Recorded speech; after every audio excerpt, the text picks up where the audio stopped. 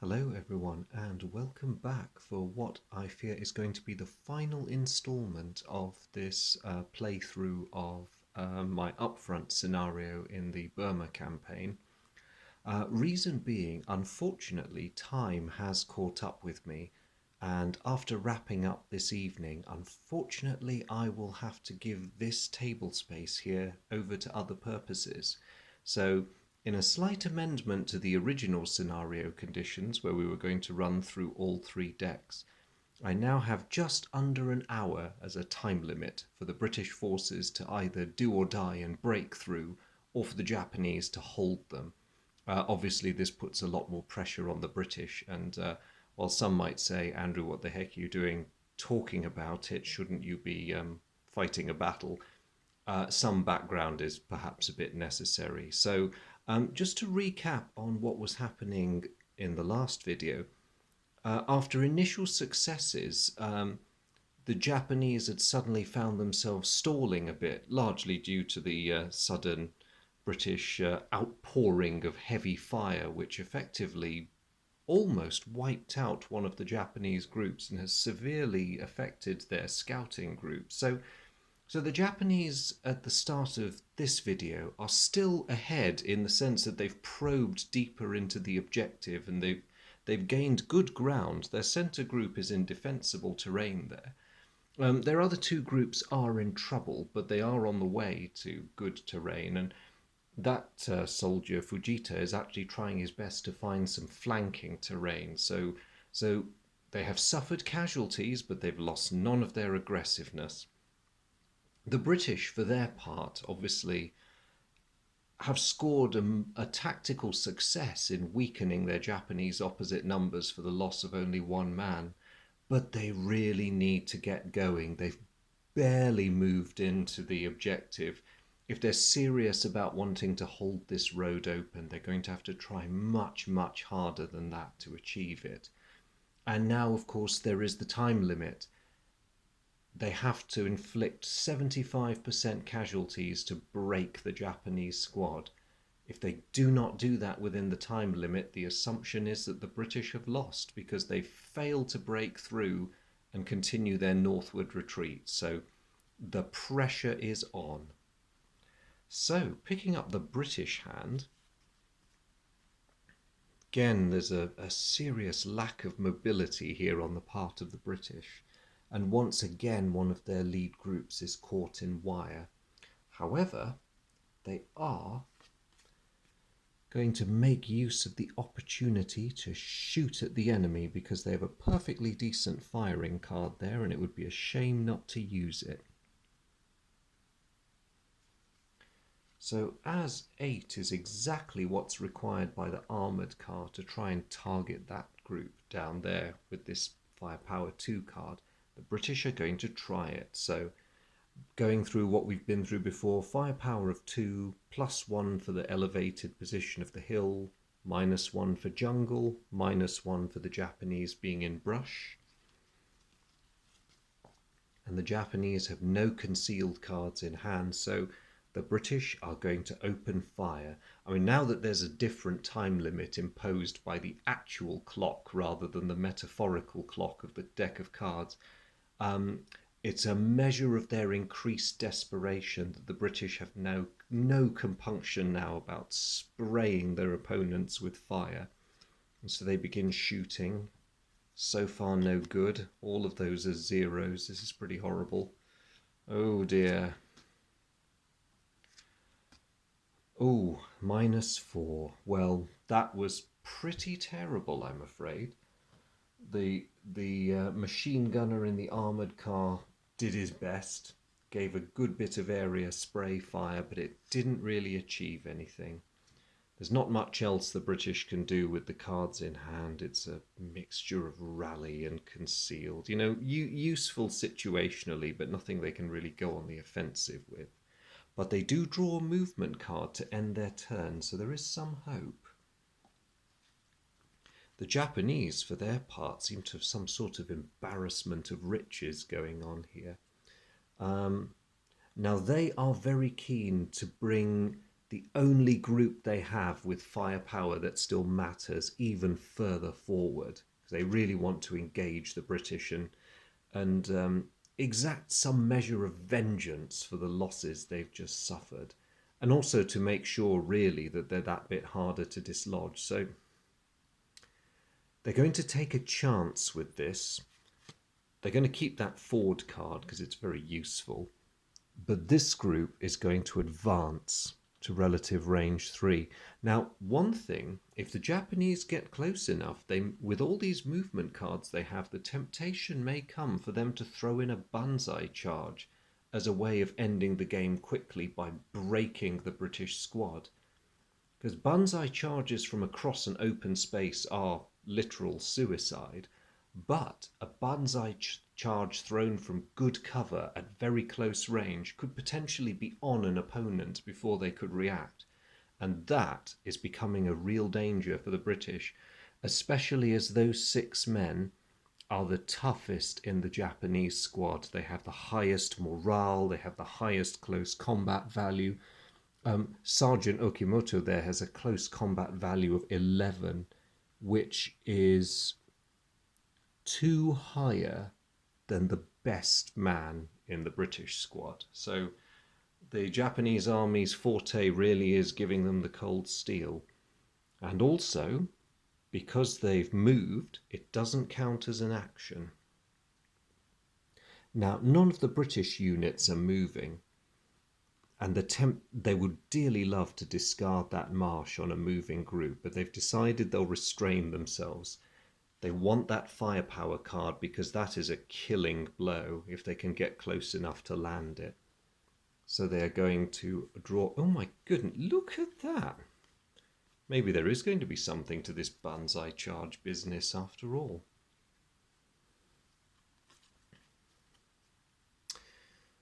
Well, as the Japanese are moving themselves closer, the British are going to continue being risk averse and just use that movement card to discard the wire card, trapping that other group.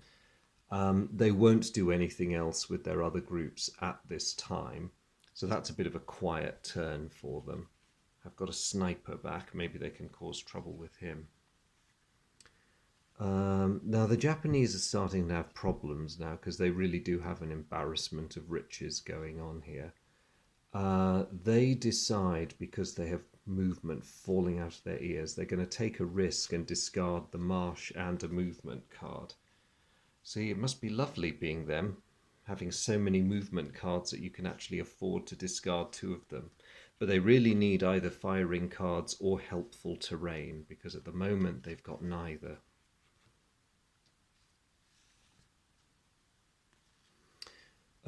The British can still do nothing to very little. They're not really likely to use smoke, so it's tempting to throw that away as a discard. And the sniper card, obviously. So they are going to throw that as clear terrain in the path of the lead Japanese group. Not unnaturally, the Japanese are going to refuse that, because open terrain is not what they want right now. So they're going to return, trying to find a lateral route, and it forces them back, so they can't quite bring their guns to bear.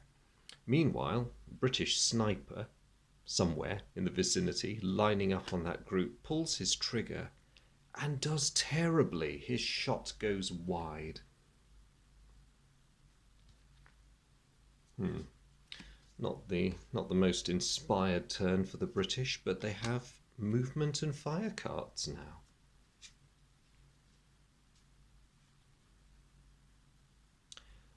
The Japanese now, should they try to get rid of the British sniper, their answer to that question is yes. They're going to spend their turn trying to get rid of him. They have time to burn, the British don't. It is a black 1, which is greater than the 0.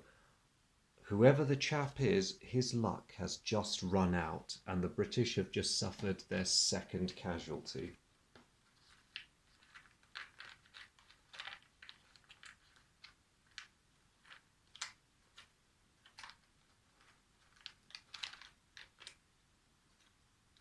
Bear with me while I dig out the appropriate counter. Snipers can be a very mixed bag in this game. They can either be brilliant or they can be utterly hopeless.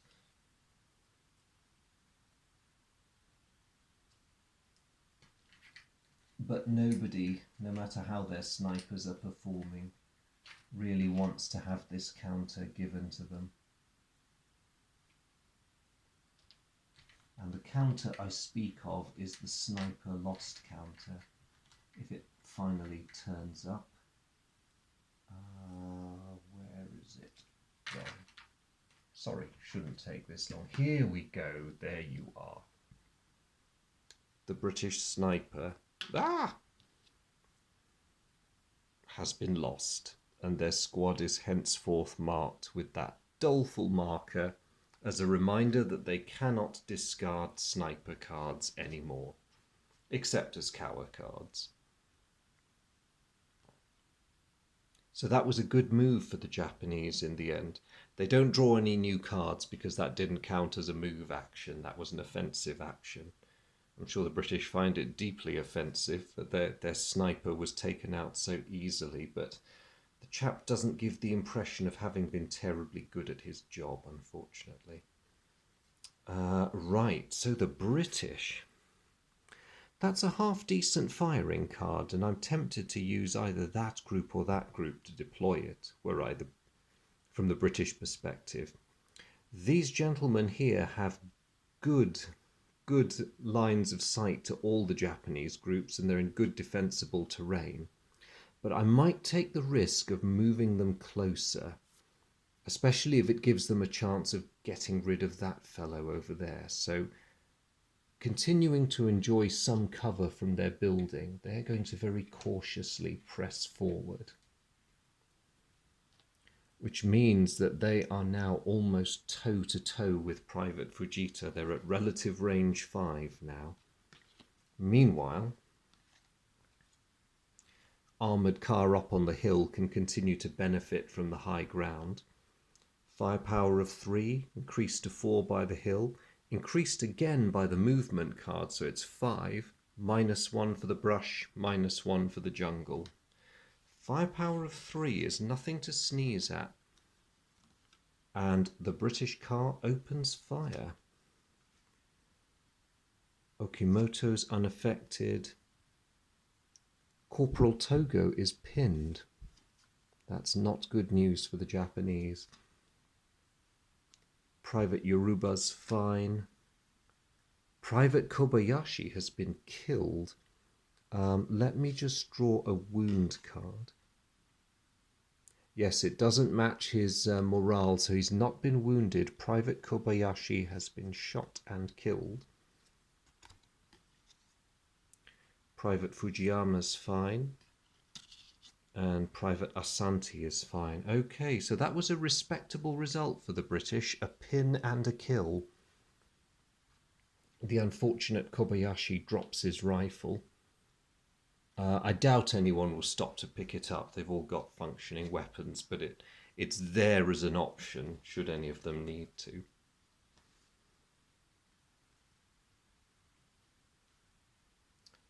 And that will be it for the British turn.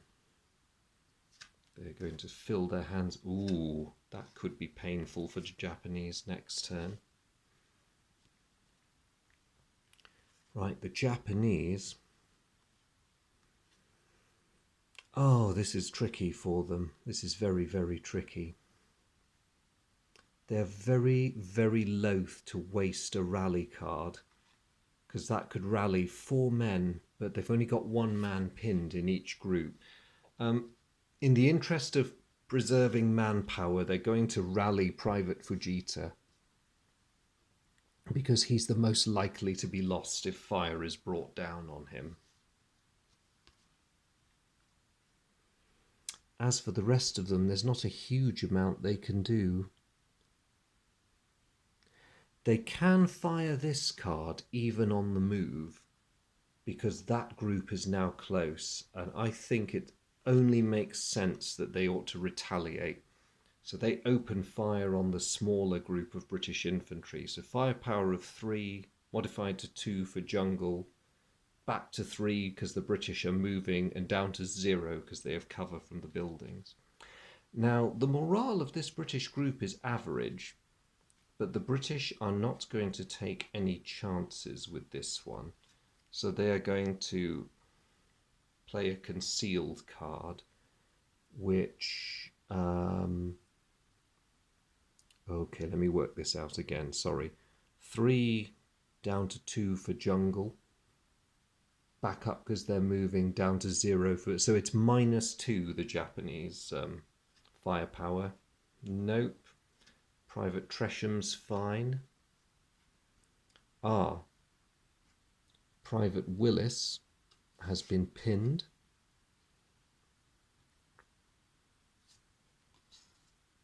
Private Cotterell is fine. So not much as far as vengeance goes, but it's a start. Ooh, could be useful, but again, a bit of a waste. Right, to the British. Well, that Rally 2 card is instantly going to go into sorting out Private Willis. That's quite an easy decision to make.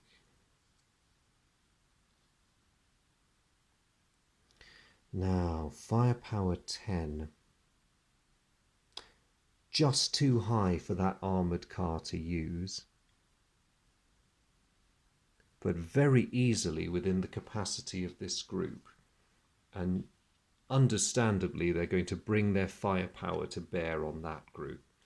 So 4 down to 3 for the jungle, back up to 4 for movement, back down to 3 for the brush. The Japanese will be concealing themselves, so it's 2. The British gamely open fire anyway. Okimoto's fine. Togo is fine. Ooh, Yoruba may well have been killed. Private Yoruba with the LMG has been killed. Fujiyama's fine. Private Asante is pinned. That is another rather devastating volley from the British. And the loss of Yoruba is a serious one for the Japanese because they have lost, perhaps temporarily, their LMG. So yes, Yoruba's death unfortunately deprives the Japanese squad temporarily of their Nambu Type 11. That's not good news for them. The British rather triumphantly refill their hand. Oh, and now they've got a load of terrain without, well, 1 movement card in progress.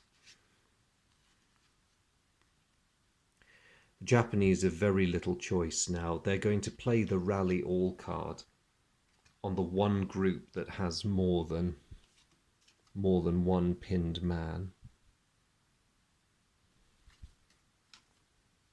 I might just bunch them up there.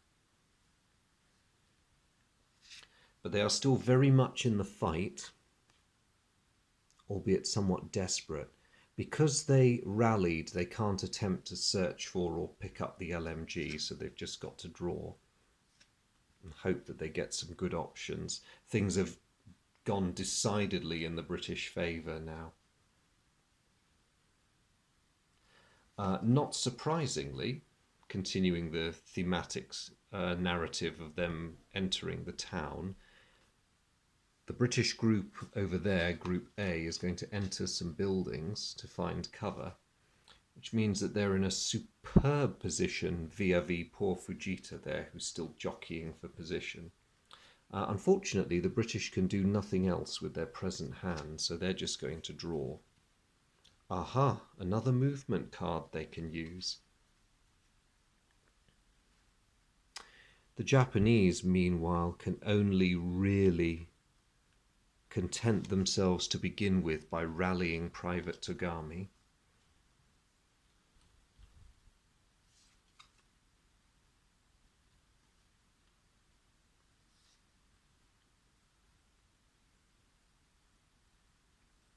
They They don't have anywhere near enough firepower. This group is going to attempt to pick up the LMG. Corporal Togo is going to attempt to do it. And he does it. He draws a black random number.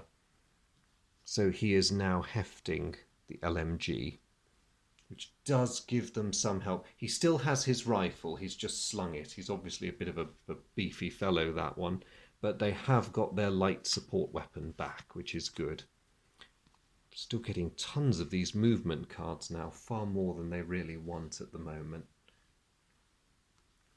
As for the British, with a movement card and so much good terrain in hand, they'd be silly not to. And with the weakening of the Japanese groups opposite, the British fire support group is going to begin moving forward in the hopes of being able to push the Japanese back soon at this rate. The armoured car's perfectly happy where it is on the hill. Just needs some fire cards to get it going, really. So, now recovering the LMG has still not given the Japanese enough firepower because they're still moving. So they're going to take a huge risk and just ditch 2 of their cards because they really, really need to somewhere safe to stop and hunker down. Oh dear, that's not what they want at all. So they are not doing well in terms of options. Oh wait, no. One of their cards would have been discarded as open terrain on the British, which is immediately refused.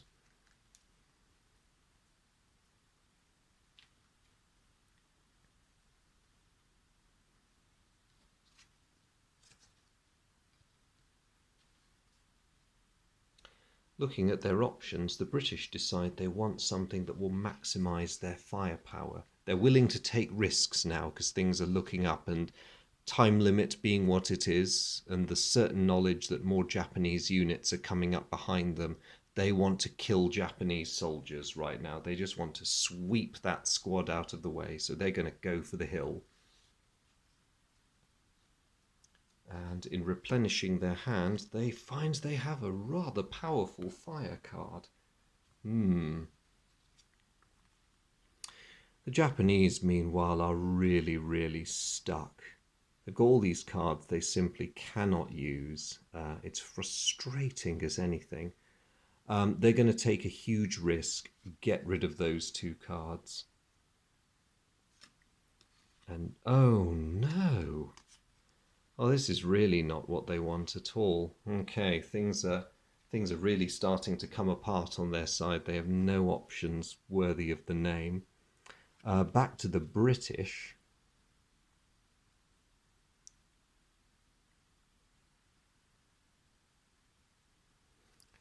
Now, they can fire this card, powerful though it is, at poor Private Fujita over there. And it's perhaps overkill to do that, but he's the only one within the right sort of range bracket. And he is trying to get into a flanking position. So even though he'd likely be nothing more than an annoyance, it's probably worth trying to kill him. So that's what the British will do. 6, jungle nullifies the hill advantage, but it's increased to 7 because he's moving. The distance brings it down to 6 and the wall brings it down to 5. So the British draw 6. Well, after all that, Fujita is pinned again.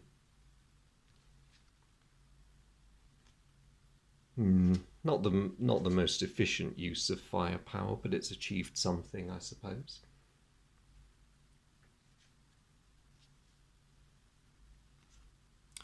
The Japanese may as well use that rally card on Fujita because at the moment every single man counts and they can't really afford to lose anyone.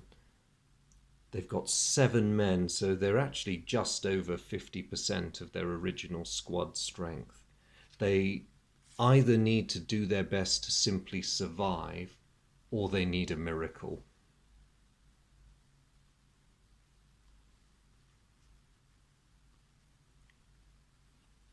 Right, one shot.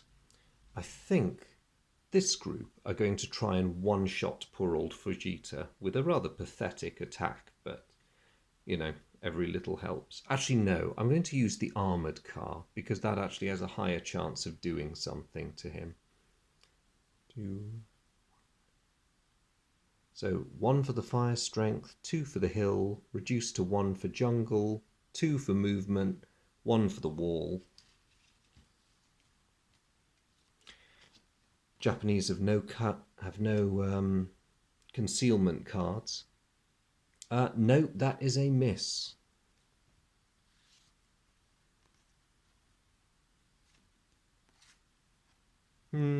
Well, coward card.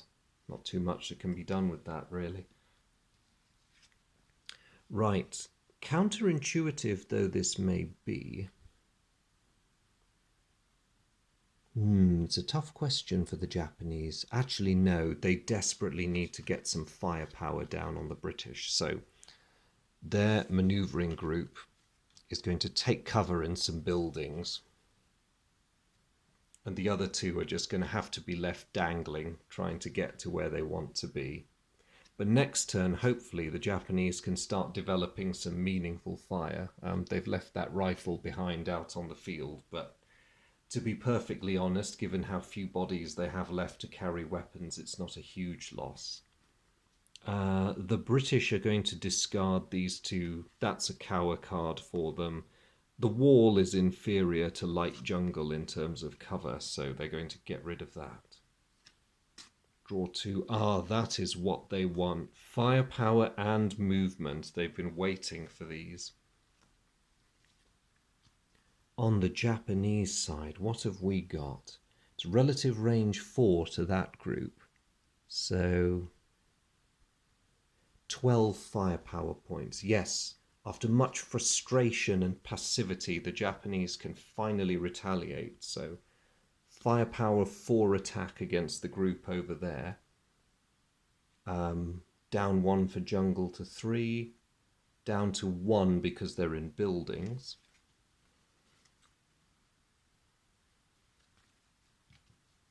And they're also concealed, so -1. Nope, that's a miss. Private Willis is pinned again. He seems to be a rather nervous fellow, this Willis. Yep, Private Willis is pinned. Japanese draw replacement card. That could actually, in conjunction with those, give the Japanese the potential for a rather devastating blow. Luckily, in theory, the British remain blissfully ignorant of this. The British are not surprisingly going to rally Willis. Now, does anyone... He's not in range to use that card. That group is... I think, therefore, the British will begin moving their armoured car forward. It's a bit of a chancy manoeuvre, but we really want to bring its heavy firepower to bear a little, so that can start trundling down the hill. In the meantime, it can get some cover fire from this infantry group, targeting that large one over there. So 5 up to 6, back to 5 for jungle, down to 2 for the cover of the buildings. Let's see what happens. Okimoto's fine. Togo is fine. Fujiyama's fine. Asante is fine. Okay.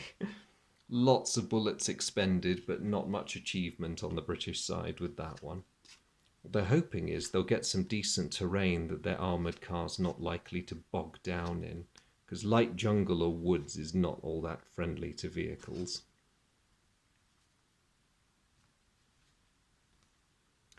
Right.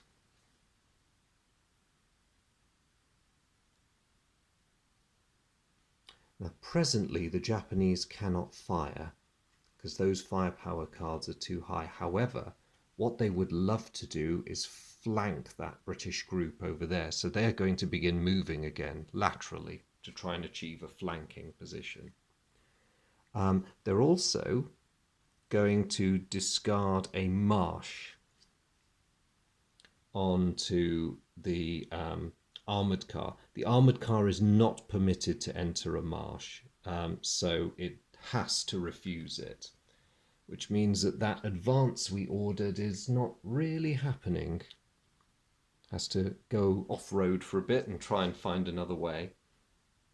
That's quite a good move on the Japanese part. It's bought them a tiny bit of time and distance. And they're still very far from being broken. And they know with each passing minute that their cavalry, such as it is catching up and approaching the rear of the British column. It's a thought that's very much in the mind of the British as well. So, of course, two can play at this game, potentially.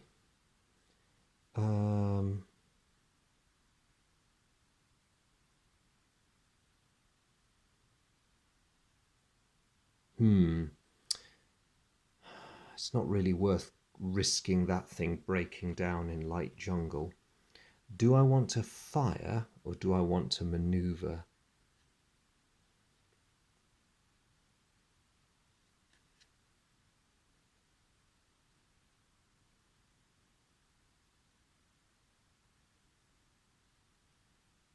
I think I will order this group to begin a flank. Group A can begin a lateral flanking movement to increase their firepower against one of the Japanese groups. In the meantime, this group on the hill will lay down some more fire against the main Japanese group. And it's a base value of 3 after all the modifiers.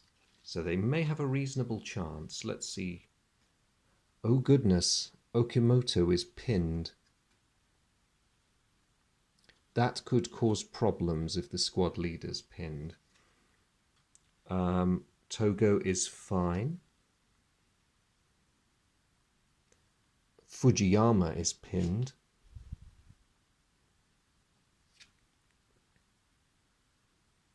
And Asante is pinned. Okay, this is not looking good for them now.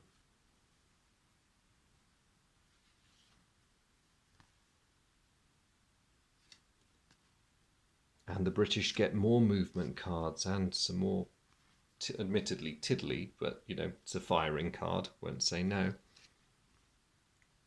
Right, on the Japanese side, things are truly desperate.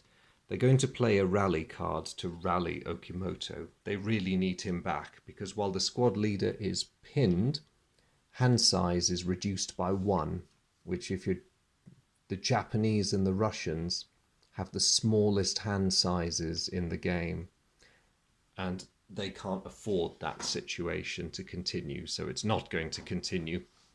Okimoto shakes it off.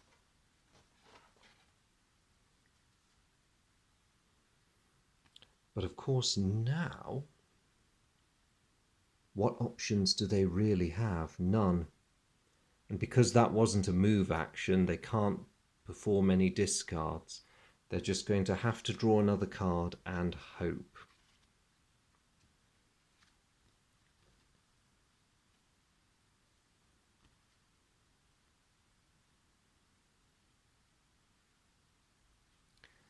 This is going to be a bit of a forlorn shot from the group on the left. But even firing from the hip, they've got plenty of firepower to fire that card. So it's effectively 0 because of the jungle, -2 when you take into account the other factors. Okimoto's fine, Togo's fine, Fujiyama's fine, Asante is fine. So smattering of fire from the British position, which doesn't really achieve anything, but it was probably worth trying. In the meantime, the British really are going to order a forward movement. So they're going to bring that group to relative range 2. Oh no, relative range 4 to the main Japanese group in an attempt to close the range and develop their firepower a bit more. They know they've got that woods or, for this scenario, light jungle card, which they'll be able to play on them, barring any Japanese interference this time. So they draw and wait on events.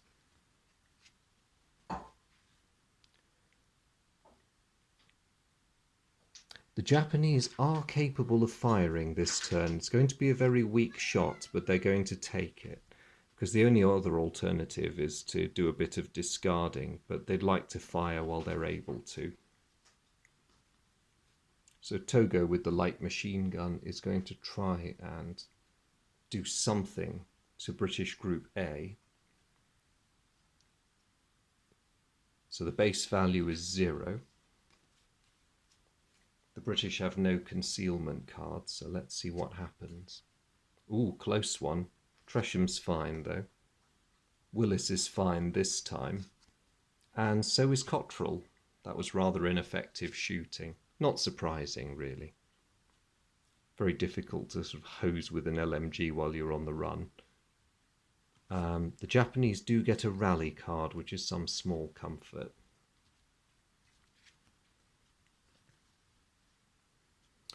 British are starting to find themselves in the same sort of awkward position the Japanese were in. Everyone's on the move, but no one's really got anywhere to go. This is a bit of a difficult choice. I'm inclined to actually leave that group moving, but because Group A is performing a flank manoeuvre, they're going to hurry into some light jungle. Because they successfully concluded a flanking move, they have now, there's this nice flank fire token, which is always a good one to lend to your opponent. They are going to be bringing the Japanese Group B under flanking fire. This situation will last until the Japanese occupy some terrain and, in game terms, move away from the danger zone. So the British are hoping that the Japanese don't get a good card for some time. Meanwhile, the armoured car, which is still technically on the hill, is just going to try a bit of light shooting in the... They might as well chance it in the direction of the Japanese main group. It's going to be a very difficult shot at -2, but why not? So Okimoto's fine, Togo is fine, Fujiyama's fine, and so is Asante.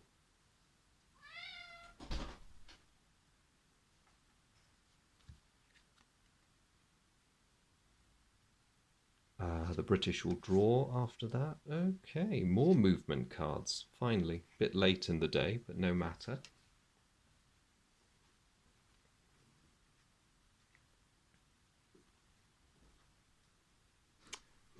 Difficult choices for the Japanese. They're going to take a chance and they're going to rally Fujiyama. And hope that they last another turn.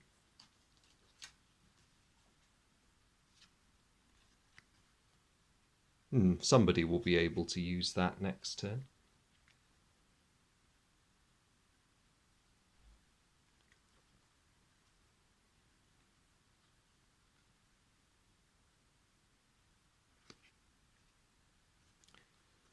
Now, the British have no firing cards, which is rather annoying. In which case,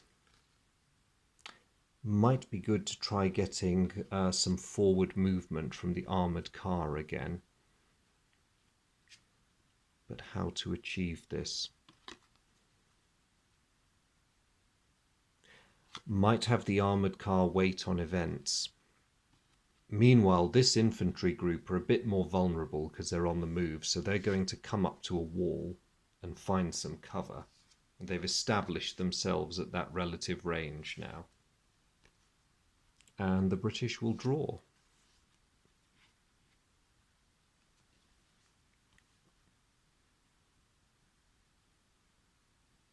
Okay, the Japanese again have a tough choice. They're going to take a chance and shoot at that British manoeuvre group because they represent a serious danger. It's a horrendous shot, and it's at a -2 penalty. Thankfully, the British have no concealment cards, but it's the best chance the Japanese are going to get to achieve anything meaningful. And I'm afraid all the shots are misses. From the Japanese perspective, that it's not good. Their options at the moment are far from brilliant, and it might prove to have been a mistake to have optimistically hung on to these. Then again, maybe a Kawa card is welcome after all.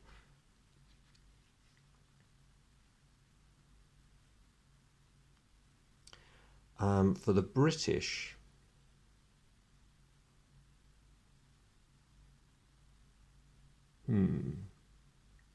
options are not brilliant. The question really boils down to move or fire. Group A is virtually in close contact with Private Fujita over there, so they're not going to want to advance anymore, unless it's to infiltrate, but the man's on the move, there's no point trying to bring him down that way. The armoured car is still vainly trying to find its way around the marsh which stymied it. That's really going to need a terrain card before anything else can be done, and to be perfectly honest, it's best to just leave it to it at this stage. More possibilities with Group C because they could either advance again or fire that card. And given that the clock is really ticking now, the British are inclined to open fire because they must break the Japanese. To put this into context, they have barely 10 minutes before I have to end the game. And the assumption is that lead elements of the 33rd Division sweep over them and either kill them, force them to surrender. It's not going to be a good end for them either way. So they open fire on the lead Japanese group, down to 3 for jungle, +1 for the fact that they're moving, and then a -3 again for the building, so that's 1. Okimoto's fine. Togo is fine. Fujiyama's definitely fine. And Asante is fine, so that burst of fire did not really achieve anything. The British are becoming, despite their tactical success, they are becoming increasingly desperate. Oh, hero card. Well, not that great when combined with all these others.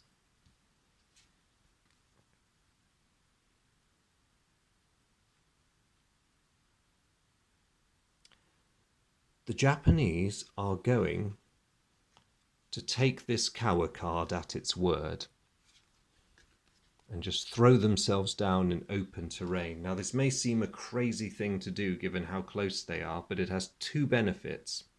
One is that they have escaped the flanking fire of British Group A by moving into new terrain.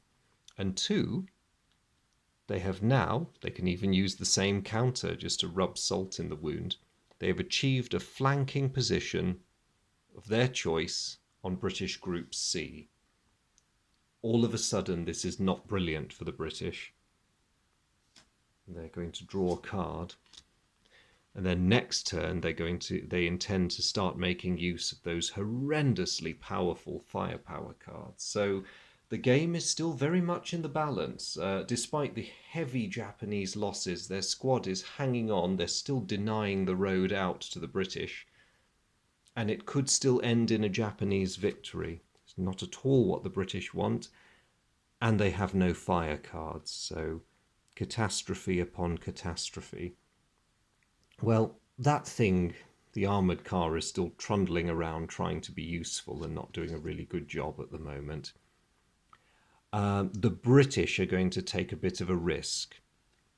They need to get away from that flanking fire, so despite the fact that they've only just occupied that terrain, they are going to move. They're going to leg it. And the only way is forward. So they're soon going to be at killing distance. And, ooh, they have a fairly decent fire card to play with. Now the Japanese are cursing roundly because they've lost that advantage they had there. And they're not entirely certain what to do now, but that's relative range 5, so they have 12 firepower, but it's not enough. If they'd had that doubling effect, it would have been fine, but because they've lost that, there's not much they can do. So they're going to go for a discard this turn. They're going to discard that as a cower card, which the British will actually accept because they want to be able to fire next turn. So the British will accept that cower card. They want to maintain their relative range. So not only are they at killing distance, these two groups, they're facing each other across, I suppose, what amounts to the central square of a small Burmese town. The other one is going to be a Japanese sniper. He's targeting Group C. And, ooh, he has killed someone. That was a beautiful shot. So time for a random position check. 6 men in the group. 1. He has killed the squad leader. Sergeant Vasey is down. That is a sobering moment for the British.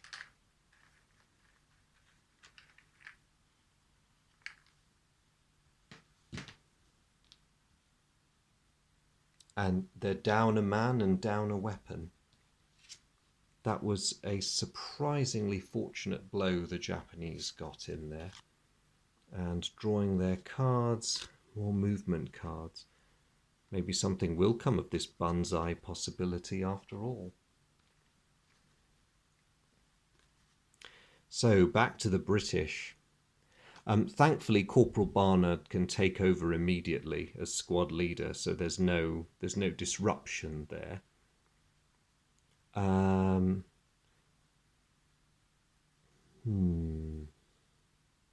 The British will have that group open fire on the Japanese because that card is small enough in terms of its requirements for them to be able to do it, thus freeing up an option for them to try and entrench or something. So effectively the firepower's 2 for the light jungle. Japanese have got no concealment card, so it's 2. The British are going to shoot. And partway through the shooting, I just need to reshuffle the draw deck, which causes the British to sweat in even more because it wastes even more precious seconds. This would have been the final deck of the game anyway, so it's near enough.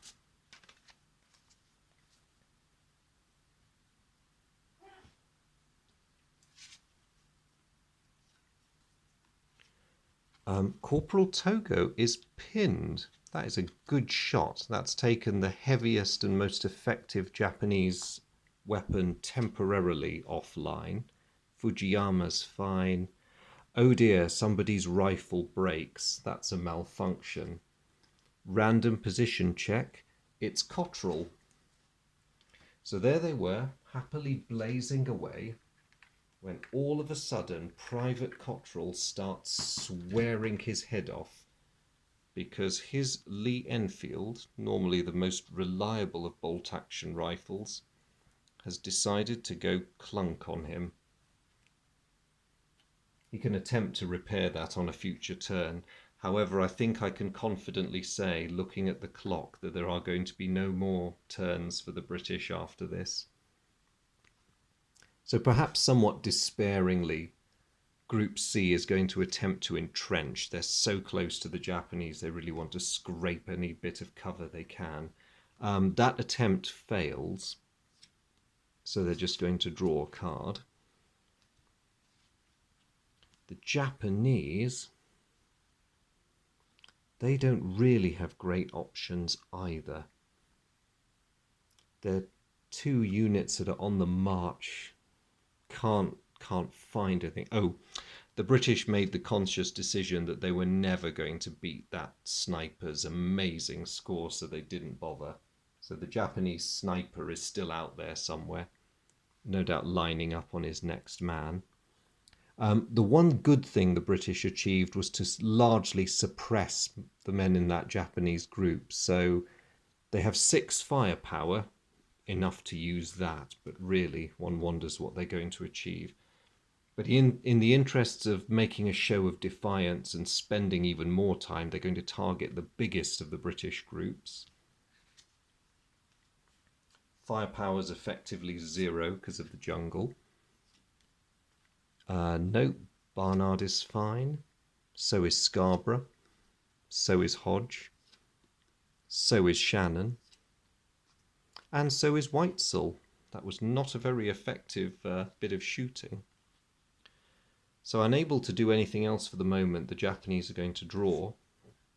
And at that point, I'm going to have to call time. So, despite their wounds and losses, the Japanese are the victors in this scenario. This tiny, forlorn squad of men managed to hold off a retreating British column, and particularly the powerful head of that column made, the real power was the assistance they had from that armoured vehicle, which sadly in the end didn't prove quite as useful as they hoped it would. So all of that was thrown at this gossamer thin Japanese blocking force in the hope that they would punch through it. And that hope sadly was not realised. So a great day for the brave men in that squad up there who denied the northward road to the British, and a rather awful time for these men. They fought well, they were winning, they had suffered 2 casualties, 2 dead, albeit one of them was their squad leader. They had inflicted 3 dead